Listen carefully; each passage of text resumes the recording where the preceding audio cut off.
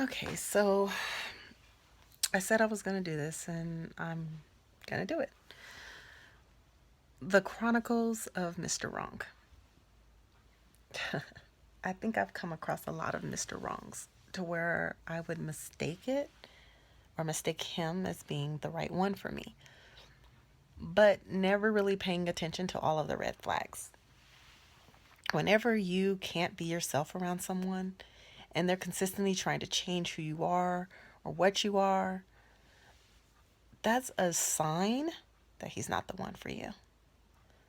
You know, a lot of people may see this and think, oh, you're talking about your current situation, or oh, she must be having problems. No, I just decided that it's time. So I'm going to go all the way back to my first love. That's always Mr. Wrong. First loves are always Mr. Wrong because, you're young and you just kind of fall in love with the idea of falling in love. You really don't even know what love is. And, but to know once you are dating a athlete, you think it's the perfect match. You're a cheerleader, he's an athlete, but never really knowing that he has a chick on the side. And the funny thing about my first love, I became best friends with the chick on the side. Like to this day, 20, almost 30 years later, we're still best friends. So technically, Mr. Wrong brought my best friend into my life. Someone who genuinely, genuinely cares and loves me. That's the amazing thing about a friend. But yeah, so Mr. Wrong, first loves. Athletes, definitely Mr. Wrong. Definitely. Um, Mr. Wrong number two. Let's go with my husband.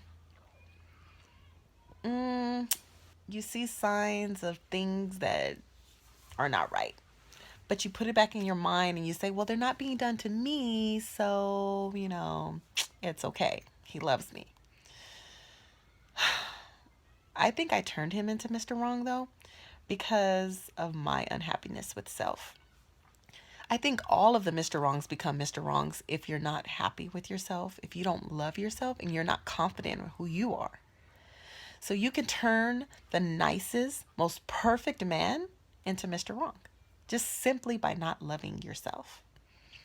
So, you know what? I should just change these chronicles instead of to being Mr. Wrong to just loving yourself because I think that's more of the issue. We always want to blame men. Like it's him, he's a cheater, he's a mama's boy, he's a this, he's a that, he's a this. And there's so many different he's in your life, but the only thing that's staying the same is you.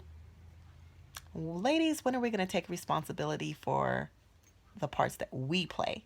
We always say men are dogging us and nobody's ever going to love me. And that's the problem. We don't love ourselves.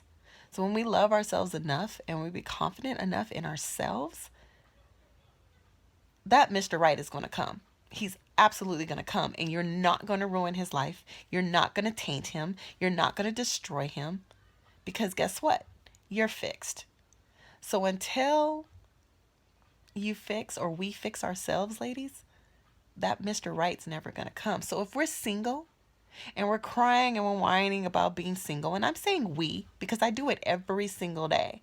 I cry and whine about what someone has done to me. When I look at all the relationships that I've had, the same equation is me. So I have to take responsibility. At some point, when am I going to point the finger back at me and say, what did you do in this situation?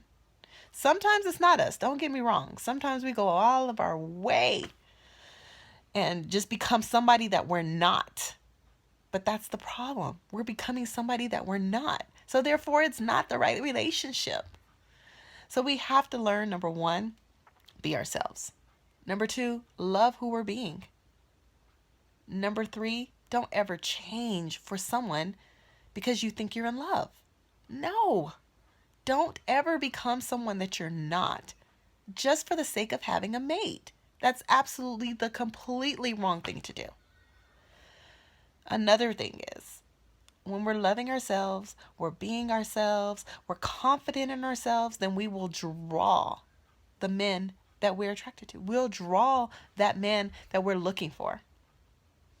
Another thing, bring something to the table. We can't expect to date someone that has great credit, makes lots of money, that has a nice house, and is doing really good and is very ambitious when we're lazy, sit on our ass, don't want to do shit, have bad credit, don't clean our house. Ass bitches. We can't expect the best if we're not giving the best. So ladies, really? We're going to expect this man of our dreams? We don't keep our house clean. We don't cook. We don't take care of our bills. We don't take care of our responsibilities. Our credit is jacked up. Our car is not clean. Like, come on. All those things are examples of who we are. And no man is going to be attracted to that. Yes, I'm learning this crap. I'm 43 years old and I'm just now learning it. That's a damn shame. So I don't want anybody to learn this too late like me. I may have to accept the fact that I will always be single. I may have to accept that reality. And oh well, I'm going to have to accept that. But until I'm happy with myself, until I love myself, guess what? Never going to have a mate. Never. Never, never, never, never going to have a mate. But the most important thing is we got to give ourselves to God. When we give ourselves fully to God and allow the love that God has for us to just reign and rule in our lives, what we want and what we need will definitely come to us. I chose to do this video looking toe up from the floor up, no makeup, hair not done, looking my worst. I know what I can look like. I know that I'm a beautiful woman. But I have to love what I see in the mirror and the natural rawness of who I am. I have to look in the mirror and really love that person that I see. Beneath the makeup, beneath the hair, beneath the eyebrows, the eyelashes, the lip gloss, whatever. Beneath all that, I have to love who I am. Until I do that, no one's ever going to love me the way I want them to love me. Because I'm not demanding it. And if I don't love myself, how in the hell am I supposed to expect someone to love me? There's more to be said. I'm going to go. I don't want to get all emotional. I don't want to cry. It's sad to be alone. But the saddest thing of all is I'm alone by choice. And when I say I'm alone by choice, it's because I'm choosing not to love myself. I'm choosing not to love what God has created. So the reward won't come. So ladies, love yourselves. It's very imperative. Love you like God loves you. See yourself as God sees yourselves. He says you are wonderfully and perfectly made. Believe it. There's no flaw, no matter how fat, no matter how skinny, whatever your issue is. It's not God's issue. If you're fat, do something about it. Lose the weight. Stop eating. Work out. I'm just being honest. If you're too skinny, eat. And if you can't gain weight, oh well, that's just how your body is. We're never going to have those freaking bodies that we see on Instagram and Facebook, because all that stuff is just photoshopped and just fakeness. And women, we do shit to impress other women. Men don't give a damn about that. I'm going to be real with you. Men don't care. It's other women we're trying to impress. I don't give a damn anymore about what another bitch has to say about me. And I'm sorry for using that word, so I'm going to take it back. I don't care what another female feels about me, regardless of what they think. It's what I think of myself that matters. So either I choose to draw positivity or I draw negativity. Make a choice. I'm out for now.